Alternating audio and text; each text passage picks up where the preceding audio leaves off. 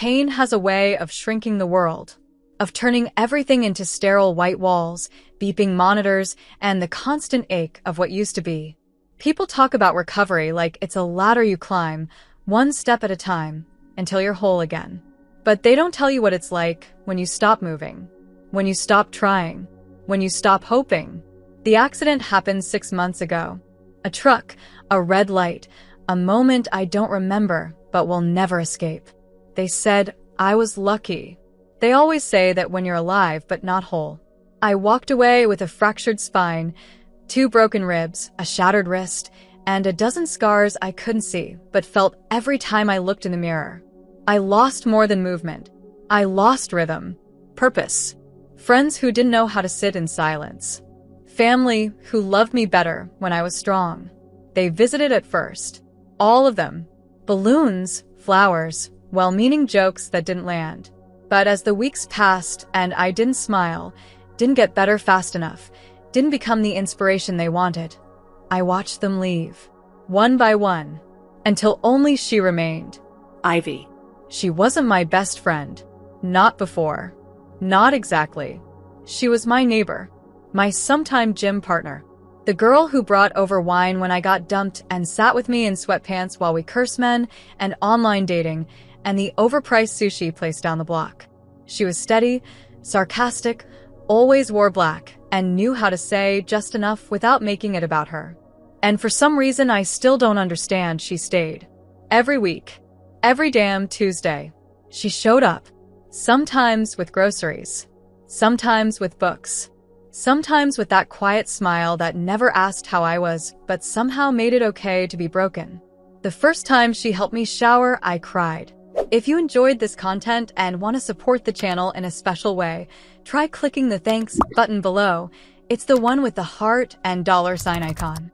With super thanks, you can make a direct contribution to the channel, which helps me keep creating awesome videos for you.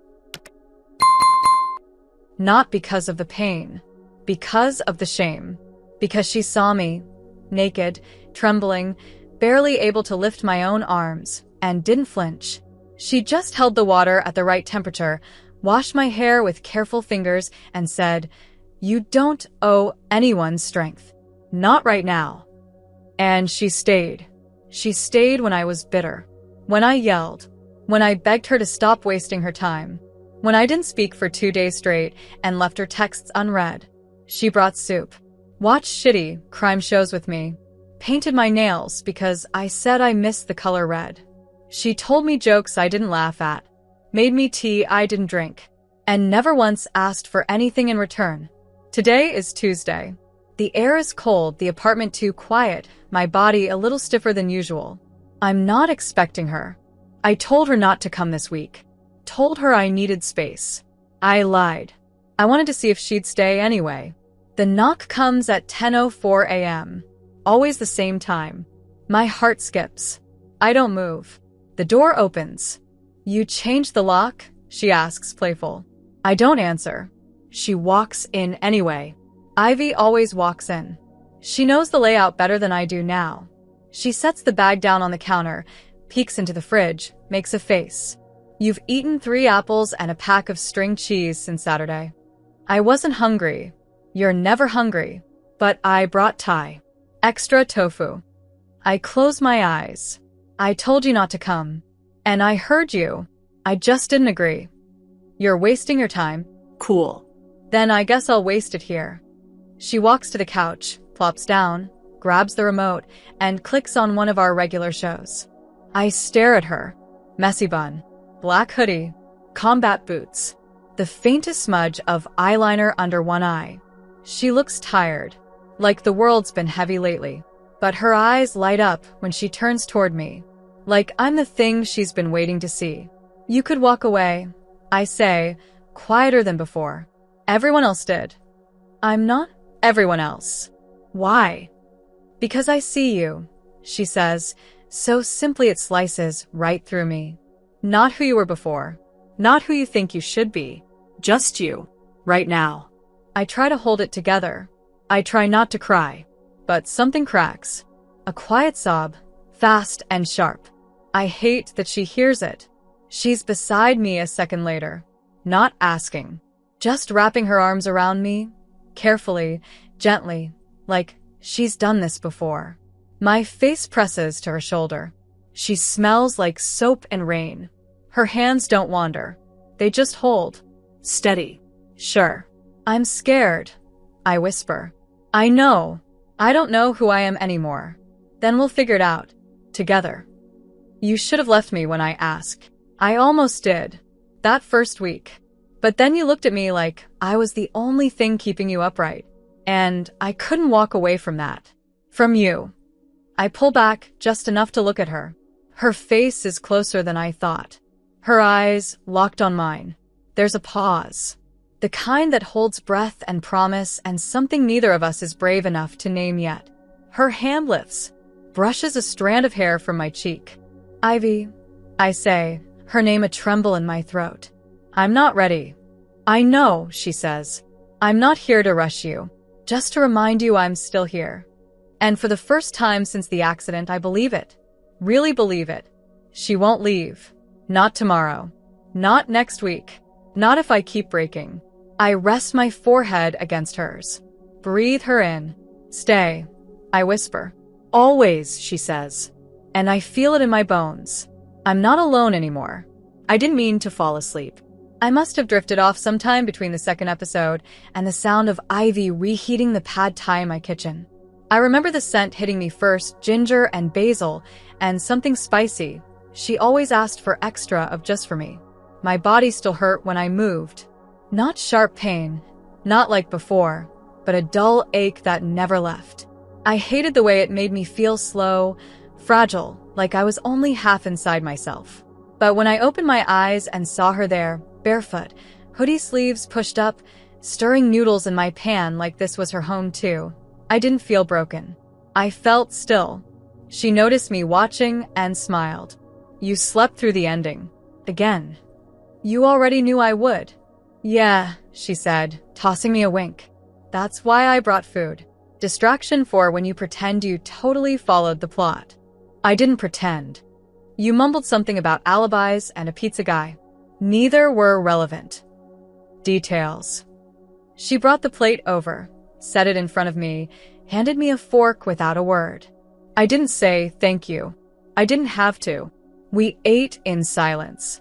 She sat close, thigh brushing mine just barely, like she wanted to remind me she was real. She chewed slow, always focused, like every bite mattered. I always forgot how much I loved watching her do ordinary things. You want to go outside? She asked suddenly. Like the world. I was thinking just the courtyard. It's warm today. We can sit under the tree. I hesitated. It had been weeks since I'd gone out. The idea of being seen, hobbling, slower than before, face thinner and posture changed, made my chest tighten. She must have seen it, because she touched my hand, thumb brushing the curve of my palm. Just us. No one else. I'll carry the blanket and everything. I wanted to say no. I was ready to say no. But something in her eyes made me want to try. We got dressed slowly. She helped me into the soft joggers she'd bought me last month. They were faded now, comfortable. Her hands didn't linger, but they were always there when I needed them, at my elbow, at my hip, steady. She knotted her hair into a low braid. I pulled on her hoodie. She smiled when she saw me in it, said, "Looks better on you." I didn't believe her, but I didn't argue. Outside, the air felt like a different planet. It was the first warmth of spring. Earthy, alive, full of promise.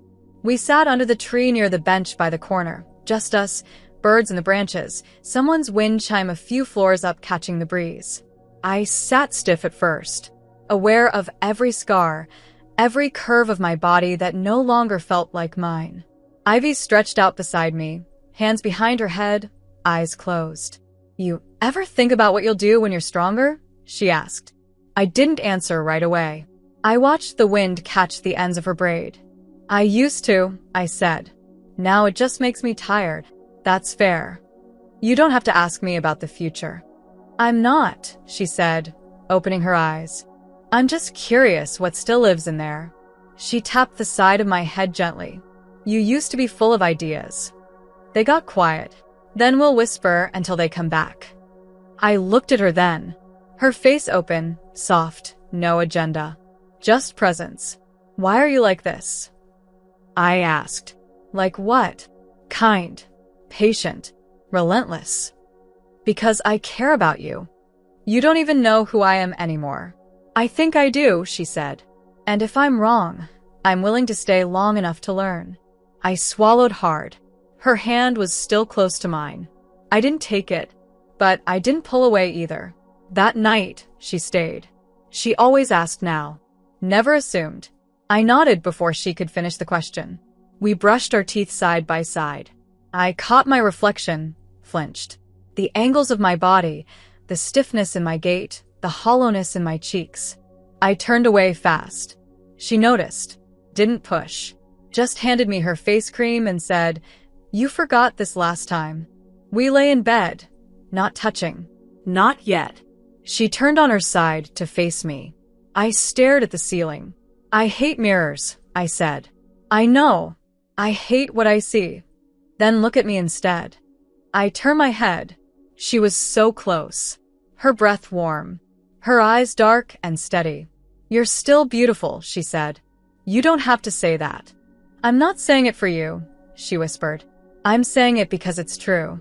I'm not ready for more." "I'm not asking for more," she said. "But I think about it. Sometimes. What it would be like. To kiss you."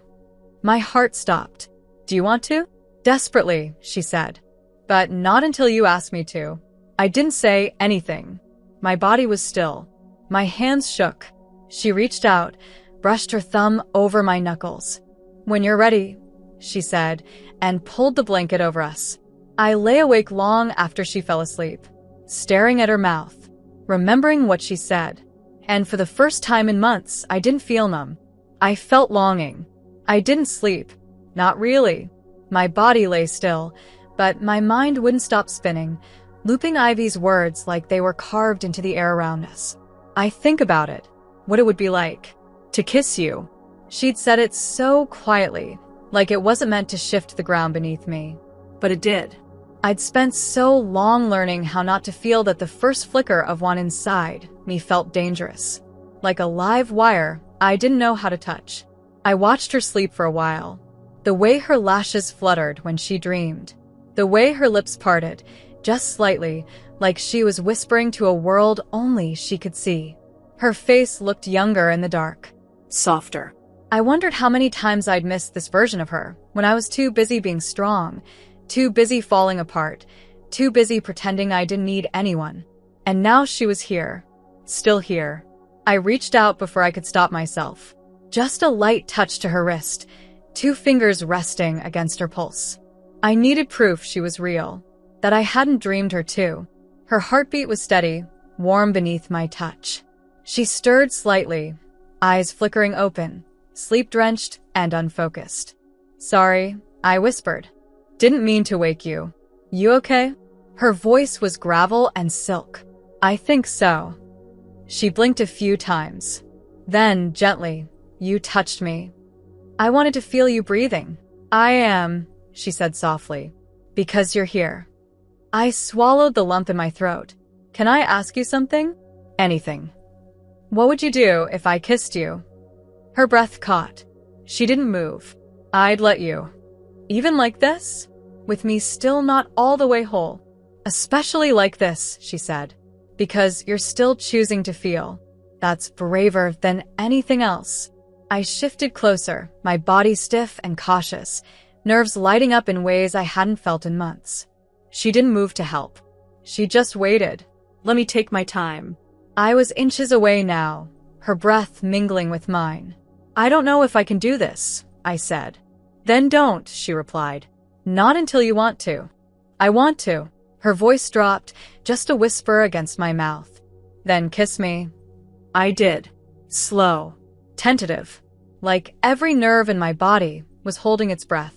Her lips were soft, warm, familiar in a way that didn't make sense, but felt right.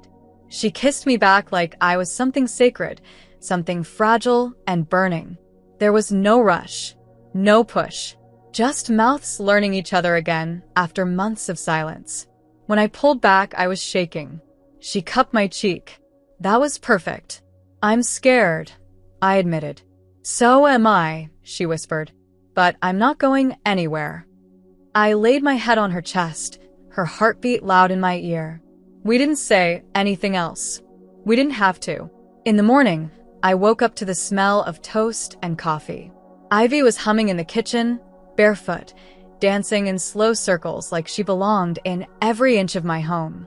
I watched her for a moment, my body sore but alive, heart beating with something I hadn't felt in so long. Hunger, not just for food, for life. For her. She turned and saw me, her smile blooming like sunlight. Morning. You stayed. You asked me to. You made breakfast. I kissed you, she added. I thought breakfast was the least I could do. I smiled. Really smiled. She brought me a cup of coffee, sat beside me on the couch, and we sipped in silence. But her thigh brushed mine, and neither of us moved. What now? I asked. Now we keep going, she said. Until you're not scared of your reflection anymore. Until you're not scared of wanting things again. And what if I fall apart? Then I'll help you put yourself back together. She reached for my hand, laced our fingers, kissed my knuckles, one piece at a time. And I knew in that moment that I was never going to be the same, because she was still here. And for the first time, I wanted to stay too. I hadn't expected the kiss to change anything, not really. But somehow it did.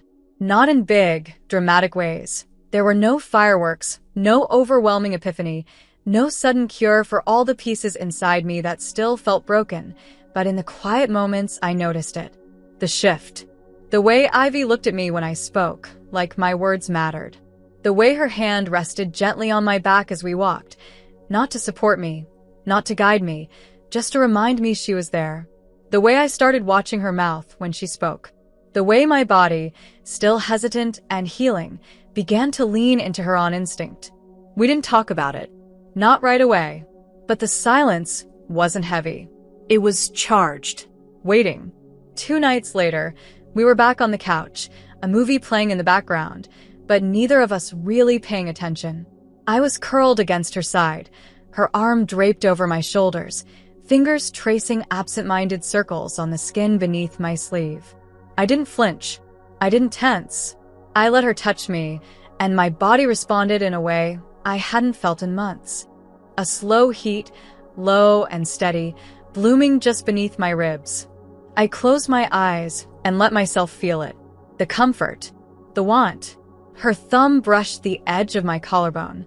My breath hitched. She stilled. Waited. Then, slowly, deliberately, she kissed my temple. Okay, she asked. I nodded. I felt her smile against my skin. Good. We stayed like that for a while. Her fingers never wandered, never asked for more. But they didn't stop either. And my body, my traitorous, healing, aching body, began to crave more. That night, in bed, we lay closer than usual. My back pressed to her chest, her hand resting on my stomach. I could feel her breath on the back of my neck, warm and steady. I couldn't sleep, not with her this close, not with every inch of me humming. Ivy, I whispered. Yeah, what if I'm not ready, but I still want to feel something? Her hand tensed slightly, then softened. Then we start there. I'm scared it'll hurt, not just my body. Me. I won't let it, she said. I'll stop the second it becomes too much. You lead.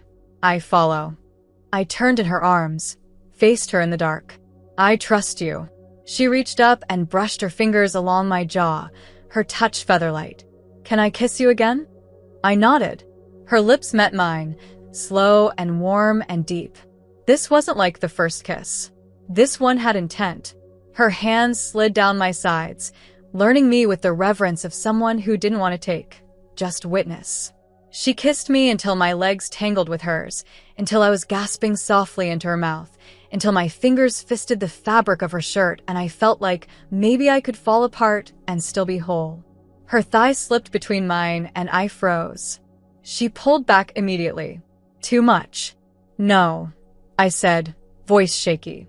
Not too much. Just new. Then let's go slow. Her hands moved back to safer ground. My hips. My ribs. Her mouth never stopped moving. Jaw, throat, shoulder. She kissed every inch of skin I offered like it was holy. I arched into her without thinking. My body took over. And for the first time in what felt like a lifetime, I wanted to be touched. Not just comforted. Wanted. Desired. I rolled on top of her, breath short, legs straddling her waist. She looked up at me, eyes dark and full of something I couldn't name. You sure? She asked.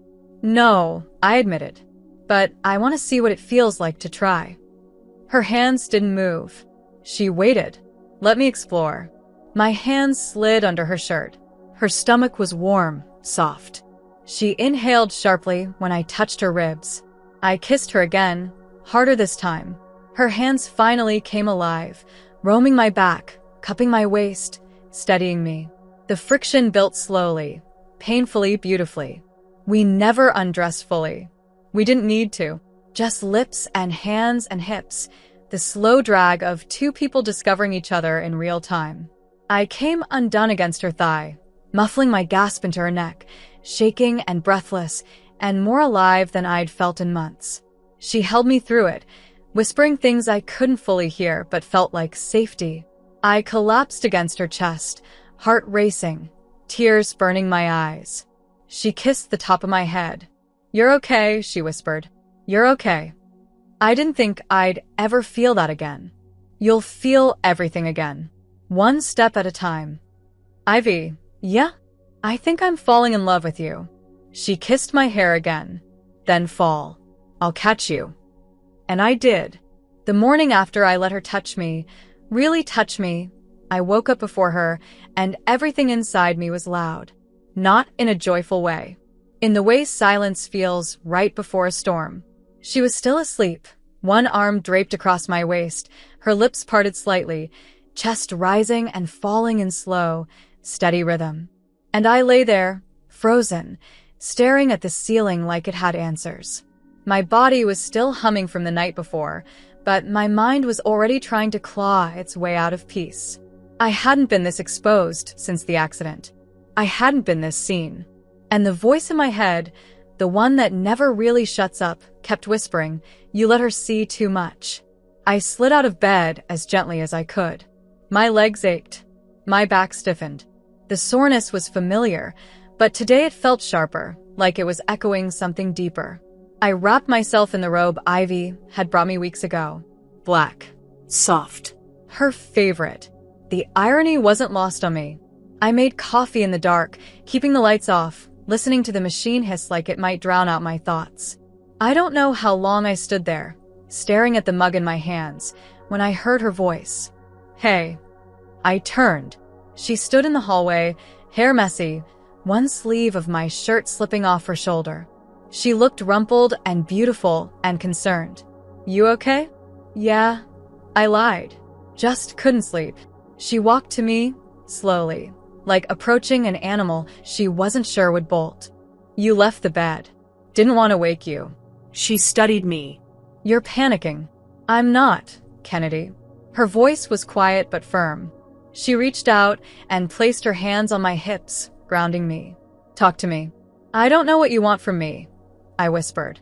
Last night was perfect, but now I feel like I gave too much. Like maybe now you'll see how much damage there is and finally realize it's not worth it. Her face softened. You think I didn't already know you're carrying damage? It's different when it's physical. When you see it, feel it.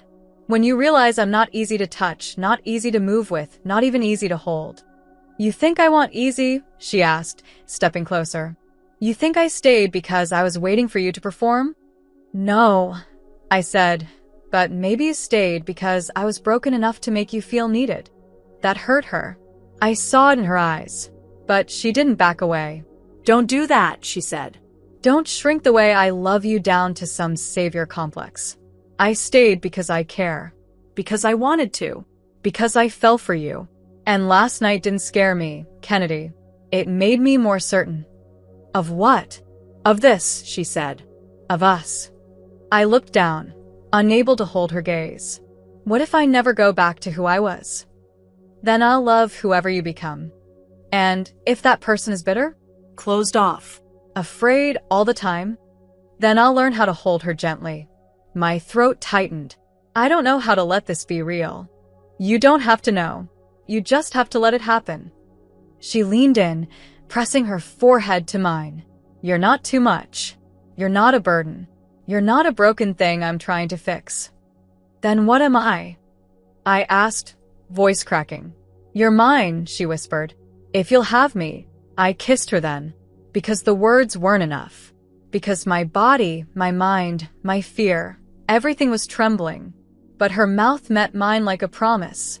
And I believed her. We stayed like that, holding each other in the dark kitchen, the coffee growing cold, her hands warm against my back. She didn't ask me to explain further. She didn't push. She just kissed me again and again, like she was reminding me with every press of her lips that she wasn't going anywhere. Later, we sat on the couch, her feet in my lap, my fingers tracing the curve of her ankle. I watched the light move across her skin and thought, this is what safety feels like. I want to try something, I said. Okay, she replied. Anything. I want to show you what it's like when I'm the one who starts. Her eyes darkened. You don't have to. I want to. She nodded. Slowly. Gave me time. I took her hand, led her to the bedroom. My legs were stiff, my back still sore, but I moved with intention. I undressed her with shaking hands, not from fear, but from reverence. Her shirt slipped off her shoulders. Her bra unclasped easily. She stood before me, beautiful and waiting. I kissed her collarbone, her ribs, the inside of her wrist. She trembled when I touched her stomach, when my lips brushed her hip. I guided her onto the bed, climbed over her slowly, bracing myself on one arm, moving with care. She didn't rush me. Not once. Her breath was shallow, but her eyes never left mine. Tell me what you want, I whispered. I want all of you, she said, but only if you're ready. I kissed her again, let my hands explore. My mouth moved lower. Her gasp when I kissed between her thighs was the most beautiful sound I'd ever heard. She came undone beneath me, fingers in my hair, body arching gently, not wild but full of surrender.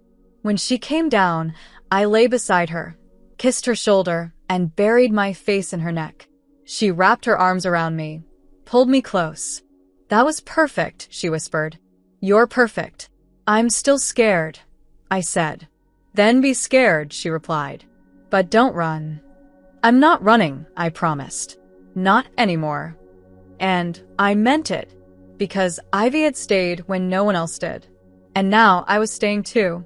The days after that night passed in a quiet rhythm I didn't want to disturb. Everything in my world was softer, steadier, and full of new weight. The kind of weight that grounded me, not held me down. Ivy stayed every night. We didn't talk about it. She brought her things slowly. First a charger, then a sweater she didn't take back, then a box of tea only she drank that lived permanently in my cupboard. One afternoon, I found a pair of her socks tucked into the laundry I hadn't touched in weeks, and something in me settled. Like my body was finally starting to believe she wasn't leaving. I woke up to her laughter in the kitchen, her bare feet echoing softly across the floor. She sang along to terrible pop songs while she cooked, made coffee exactly how I liked it, and still kissed my forehead every morning like she was reminding me, silently, you're not alone anymore. My body was healing slowly. The aches were still there, but they weren't dictating everything. I was able to stand longer, walk with more confidence. My reflection still startled me sometimes, but I didn't flinch as much. Ivy called it progress. I called at her. Then, one morning, she looked up from her phone and said, "There's a gallery opening Friday night. I have a friend showing something. Want to come with me?" My stomach twisted. The idea of going out, of being seen, really seen, by people who hadn't watched the whole story unfold, made something sharp rise in my chest. "I don't know," I said, voice small. "Too much. It's just a few people. Wine. Music. Art. And stairs." Maybe, she said honestly, but also maybe freedom. Just us. Outside these walls. I didn't answer right away. But that night, I thought about it long after she fell asleep, her hand resting over my heart like she was holding me together in her sleep. When Friday came, I stood in front of the mirror longer than I'd allowed myself in months. I wore black, Ivy's favorite, simple pants, a blouse that didn't cling too tightly. She came in halfway through me fixing my hair and stopped in the doorway. Holy shit. Too much. I asked, panicked. Too beautiful, she said. You're breathtaking. Don't lie. I'm not, she said, walking to me. I wish you could see yourself the way I do. Maybe I'm starting to. She kissed my shoulder gently. Let's go. The gallery was small, intimate, full of warm lighting and clinking glasses. I gripped Ivy's hand tightly at first, every eye that passed making my skin prickle. But she never let go. Not once. She guided me through the space, introducing me simply as my person. Her voice calm, proud, casual. Like it was the most obvious thing in the world. I caught a few stares, a few glances. But no one said anything cruel. No one asked about the accident. One woman complimented my earrings. A man offered me champagne. Ivy's friend, a sculptor named Danny, hugged her and winked at me. So this is the one who finally made her smile again. Damn, I was starting to think that was a myth. I smile all the time, Ivy said. You glare beautifully. Danny shot back, then added to me. She's softer with you. It's good. I didn't know what to say. So I smiled. It wasn't forced. We stayed for an hour. Maybe 2. I don't remember most of the art, but I remember the way Ivy stood close. The way her hand never drifted far from mine. The way I started to breathe easier. On the way home, I leaned my head on her shoulder in the car. Thank you. For what? For pushing me. Gently. You did all the work. I wouldn't have without you. Then we're a good team. I kissed her jaw. The best. But that night, something shifted. Not in her. In me. I watched her sleep and thought about the people I hadn't seen in months. Friends who had vanished. Some I'd pushed away. Others who hadn't known how to stay. I wasn't angry. Not anymore. Just different. The version of me they remembered didn't exist. And maybe I needed to let them see the new one. I want to visit my sister, I told Ivy the next morning. She paused mid-sip. Yeah. I haven't seen her since the accident. She didn't come. I think it was too hard for her. You want me to come with you? I don't know, I said. But I want to try. For me. Ivy smiled. Tell me what you need. I'll do it. Just be here when I come back. Always. That afternoon, I called my sister. She cried when she answered. Said she was sorry. Said she'd thought I didn't want her there. I told her I'd pushed everyone away. I told her I was sorry too. We agreed to meet for lunch next week. It felt like hope. That night, Ivy made pasta and danced with me in the kitchen, twirling me slowly like I wasn't made of porcelain. We laughed until we were breathless. We kissed until the pasta got cold. And later, in bed, I looked at her and said, I'm falling in love with you more every day. She smiled, kissed my lips softly, and whispered, then fall. I'm already there. The morning I went to see my sister, everything inside me felt loud. Not panicked, not broken, just raw. I hadn't seen her in over 7 months. Not since the day before the accident, when she'd hugged me at her front door and said, call me when you get home. I never did. She tried. In the hospital, in rehab, in the long silence afterward, her name would appear on my phone like a wound I couldn't bring myself to press on. But I didn't answer. Not because I didn't love her, but because I didn't know how to let her see the version of me I hadn't made peace with yet. I told Ivy I wanted to go alone. She didn't question it. She just kissed my forehead, helped me choose a sweater that made me feel solid, and said, I'll be right here when you get back. I held on to those words like a rope. The cafe was small, tucked between 2 bookstores, with too many windows and not enough shadows. I saw my sister through the glass before I walked in. She hadn't changed. Still in her always perfect coat, hair clipped back, eyes scanning the door every few seconds like she was waiting for a version of me she wouldn't recognize. I walked in slowly. The bell over the door chimed. Her head snapped up, and for a second, she didn't move. Then she stood, too fast, and knocked her water over in the process. I smiled, not because it was funny, but because it was so her. "Hi," I said. "Hi," she breathed. Her eyes filled with tears instantly.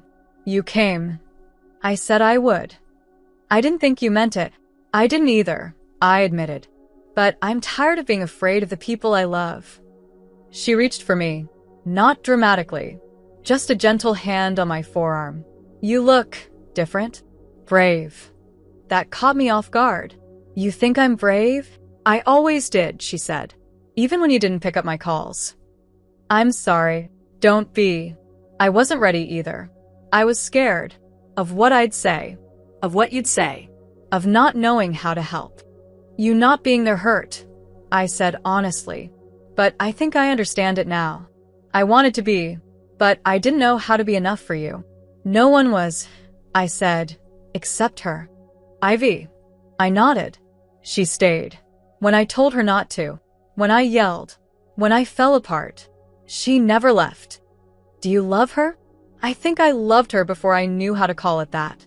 But yes. "I do." My sister smiled, tears spilling down her cheeks. "I'm glad. You deserve that." We talked for hours. About everything and nothing. The accident. Her job. The way our parents never really knew how to say "I'm proud of you" without a condition attached. I told her about the first time I walked across the room without the cane. About the night I let Ivy touch me and how I cried because I remembered what it felt like to want.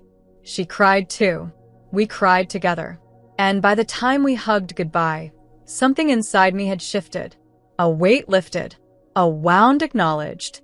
Not healed. Not yet, but open to air for the first time. I walked home slowly. My legs were tired, but they didn't shake. I opened the door, and Ivy was there. On the couch. Wrapped in a blanket. A book in her lap. 2 mugs of tea on the table. She looked up the second she heard me. "Hey," she said softly. "Hey. How'd it go?" I sat beside her, leaned my head on her shoulder. "Hard. Good. Real. You're okay?" "I think I'm more than okay." She kissed the top of my head. "I'm proud of you." "I know." I looked at her. "That's new. Me knowing it." "Well, get used to it." She reached for one of the mugs, handed it to me. Chamomile. Of course. She always knew what I needed before I did. We stayed like that for a while. No TV. No distractions. Just warmth and breath, and the sound of the city outside our window. I took her hand, intertwined our fingers. "I told her about you." "Yeah." "Told her you saved me." Ivy smiled. "You saved yourself." "I just waited with snacks." "No," I said, turning to face her. "You saw me when I didn't want to be seen. You stayed when I told you to go. You were the first thing that felt safe after the accident. And you were the bravest thing I'd ever touched." Her voice was trembling now. "You let me love you without asking me to earn it. You earned it every day." I leaned in, kissed her slowly, deeply, like all the quiet between us had finally bloomed into something too big to contain. When I pulled back, I said, "Come to my sister's place with me next week. She wants to meet you properly." "You sure?" "I'm sure." Her eyes shimmered. Then yeah. "I'd love that." I rested my head in her lap. She ran her fingers through my hair. And for the first time in months, I wasn't waiting for something to go wrong. I was just here. Present. Whole. Still healing, but held. The invitation came from Danny, Ivy's friend from the gallery. A non-profit fundraiser. Art and community and a silent auction full of things too expensive for us to bid on, but the kind of place people went to be seen. Ivy read the text out loud, casually, one leg folded under her hair damp from the shower, and said, "We don't have to go. It's totally skippable." I looked at her, curled up in my sweater, bare-faced and glowing in the evening light, and felt something inside me flicker. A thought. A want. A choice. I want to go, I said. She looked up, surprised but careful not to make it a moment. Yeah. Yeah. Are you sure? I'm tired of hiding. Her smile was slow, like dawn. Then let's go. The night of the event, I stood in front of the mirror longer than I should have. I wore a black jumpsuit Ivy had picked out with me last week, something sleek and soft, that hugged just enough to feel like I hadn't disappeared. I still startled at my reflection sometimes, but not tonight. Tonight, I held my own gaze. Ivy came out of the bathroom in a wine-colored dress that stole every coherent thought from my head. She stopped in the doorway when she saw me. Okay, she whispered. You're officially trying to kill me. You said look hot. Yeah, but I didn't mean literally melt my spine hot. I rolled my eyes and turned, pretending to check my earrings, but I was smiling. She stepped behind me, hands sliding around my waist, chin resting on my shoulder. You're stunning, she said, her voice low. You're mine. Then let's go show them what healing looks like. We arrived arm in arm. The venue was elegant but not stuffy, brick walls, strings of lights, abstract sculptures in corners, and people holding flutes of champagne like they'd been born doing it. Eyes turned when we walked in. I felt it immediately, the double take, the pause, the whisper of curiosity. But for the first time in a long time, I didn't flinch. I held Ivy's hand tighter. We made our way through the room slowly. Danny greeted us with a grin and 2 drinks. Damn, she said to Ivy, you clean up like someone who knows exactly what they're doing. Ivy winked. I'm just here to make her look even better. Danny turned to me. You good? More than good, I said. And I meant it. The evening moved in waves. I laughed. I spoke to strangers. I talked about Ivy like she was the anchor of my new life, which she was. When someone asked what I did, I said, I used to be in design. And Ivy leaned in, whispering, you still are, like it was already decided. I was sipping my drink when I felt a tap on my shoulder. I turned.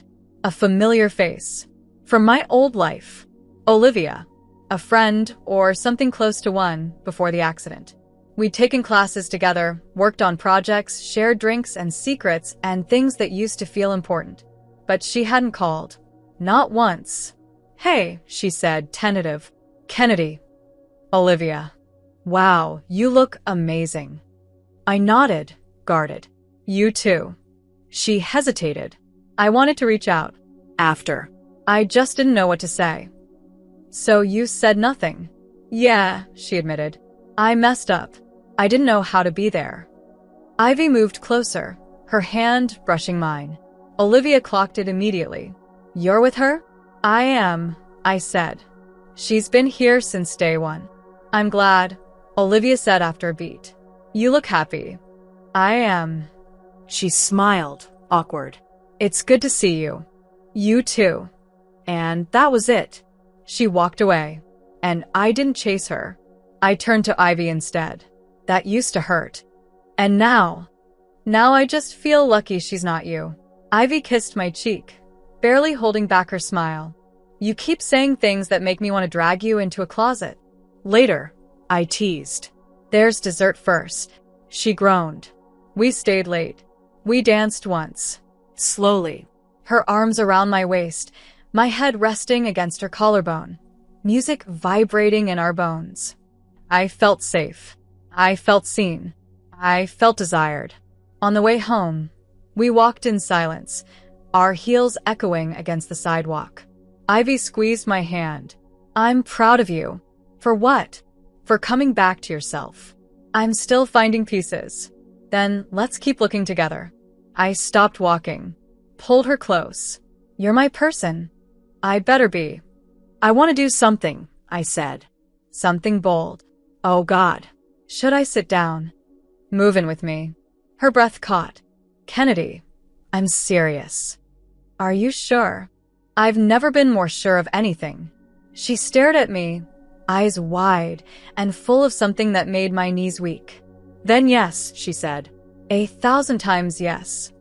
I kissed her under the streetlight like the world wasn't watching, like it never mattered what they thought. We went home. We made love. Not rushed. Not for comfort. But because we wanted to celebrate something bigger than survival. We wanted to mark this moment as the one where everything turned forward.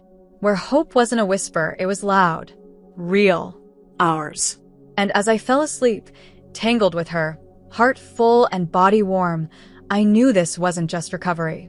This was rebirth. Moving in together didn't happen in a single day. It was a slow blending, one drawer at a time, one toothbrush beside another, one shelf shared and then forgotten as separate. Ivy started bringing more clothes, more books, more of herself into my space until my apartment stopped feeling like a recovery cave and started feeling like a home. Our home. The first night she officially stayed as someone who lived there, not just visited, was quieter than I expected. No big celebration. No champagne. Just pizza on the couch, bare feet tangled, a stack of boxes in the corner neither of us felt like unpacking yet. We watched something forgettable, laughed a little. I rested my head on her chest and thought, this is what safety is. And yet it terrified me. Not her. Not the love. The permanence. The stillness. The quiet promise of I am here even when things get hard. Because things still got hard. Some mornings I woke up with a body that refused to move the way I wanted.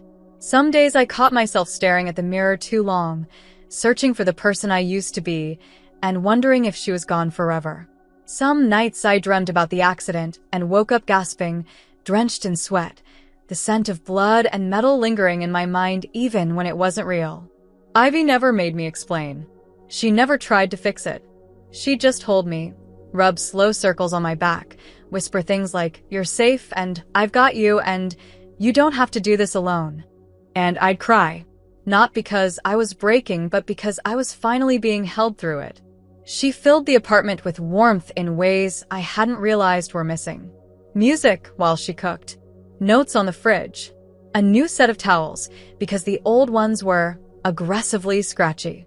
She made the bed every morning with the corners tucked tight, military style, but left a corner loose on my side because she knew I liked to curl into the blanket.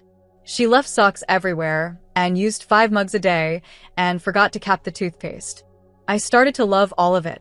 One night, after a long day that ended with a small victory, walking to the park and back without needing to stop, we were lying in bed, legs tangled, our breaths sinking in the dark. I'm scared it won't last, I whispered. What won't? She asked. This. Us. Me being okay. She shifted closer, hand cupping my face. It doesn't have to be perfect to be permanent. But what if I mess it up? Then we clean it up together. I let out a shaky breath. You always say the right thing.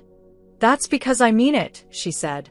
I'm not here for the version of you that smiles on command or gets everything right. I'm here for the version that keeps trying, even when it's messy. I kissed her then, deep and slow and aching. I kissed her like I wanted to memorize every inch of her, like I needed her embedded in me. Not just skin to skin, but soul to soul. We made love like we had nothing to prove. Like we were building something that didn't need approval or applause. Just hands and mouths and heat and the quiet thrum of 2 people choosing each other again and again. The next morning I woke up first. I watched her sleep, one arm curled under her head, hair spilling across the pillow. I thought about the girl I was before the accident, before the pain, before Ivy. And I realized something that made my heart ache and swell all at once. I didn't want to go back to her. I didn't need to, because who I was now, who I was becoming, felt stronger. Softer. More whole. Not in spite of everything I'd been through, but because of it. Ivy stirred beside me, eyes blinking open, a lazy smile tugging at her lips. Staring again? Always, I whispered. Creep. Love of your life, I corrected. She rolled onto her side, pressed her lips to mine, slow and sure. That too. We lay there, quiet, warm, and tangled, when I said, I've been thinking about something. Dangerous. I want to start designing again. Freelance. Nothing huge. Just creating again. She pulled back, eyes shining. Kennedy, that's amazing. I'm scared. Of course you are, but you don't have to do it alone. Will you help me? Every step, she said. And I'm buying you a ridiculous desk chair with lumbar support. I laughed. Actually laughed. Full and loud and alive. God, I love you. She kissed my cheek. Good. Because I'm about to get very annoying while helping you build a website. You mean your website? I teased. Our website, she corrected. Everything we build from now on, we build together. The first client came through Ivy's friend Danny, a woman named Claire, opening a boutique wellness space downtown, looking for logo design and brand visuals. Nothing huge, just a small contract. Just enough to make my heart pound when I saw the email. I stared at it for almost 20 minutes before I let myself open it. Ivy found me on the couch, laptop glowing in my lap, tea gone cold on the side table. You're pale, she said. You okay? I turned the screen toward her, pulse racing. She read it, then again, then grinned so wide I forgot how to breathe. Oh my God, this is it. This is the first one. What if I say yes and I freeze? Then you freeze, she said. And then you unfreeze. Because this is who you are. A designer, a storyteller, a survivor who makes things beautiful. I swallowed hard. I haven't touched a real project since the accident. Then it's time. I clicked reply. My hands shook, but I didn't stop. I said yes. We set up a call. I scheduled it for Thursday morning. The next few days were a mix of excitement and quiet dread. Ivy helped me rearrange the guest room into a workspace, complete with the ridiculous chair she promised, a corkboard I'd once used in college, and plants she claimed brought creative energy.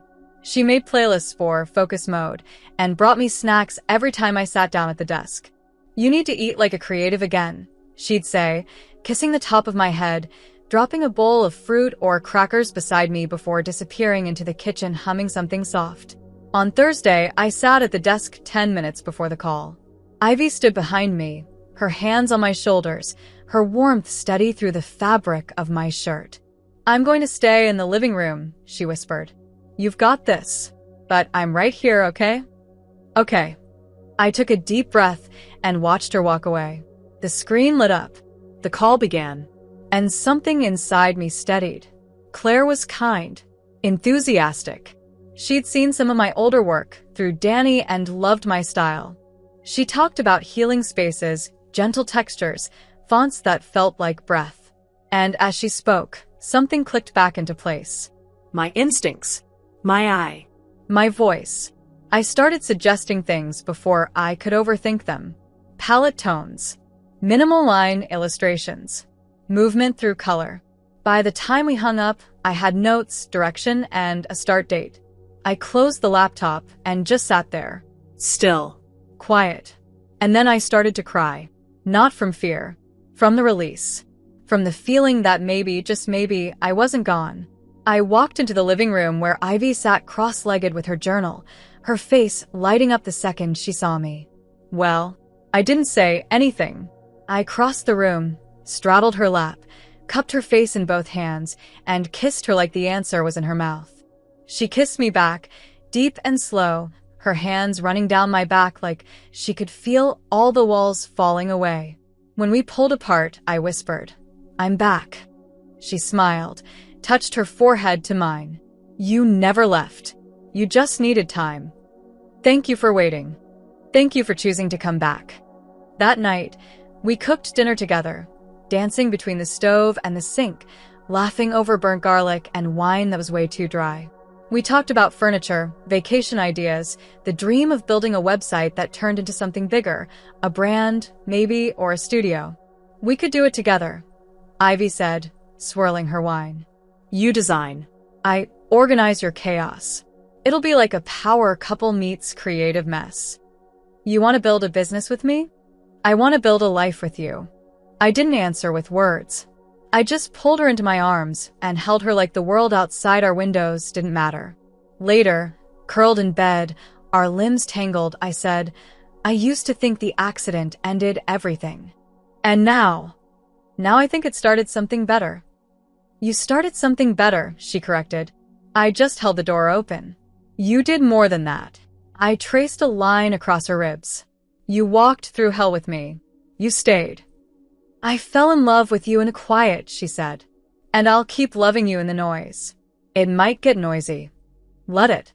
She kissed me slow, then added, we deserve it. All of it. We didn't say I love you again. We didn't need to. We just lay there, listening to each other breathe, bodies pressed together like the final note in a song that had taken a long time to find its melody. In the morning, I opened a blank canvas on my screen. Ivy brought me coffee. The sun poured through the window. And I began to create again, not for survival, but for joy. For us. For the life we'd built from the wreckage. And this time, I didn't look back. Thank you so much for your support, whether it's by liking, commenting, sharing, or sending your super thanks. You make all the difference here on the channel. See you in the next video.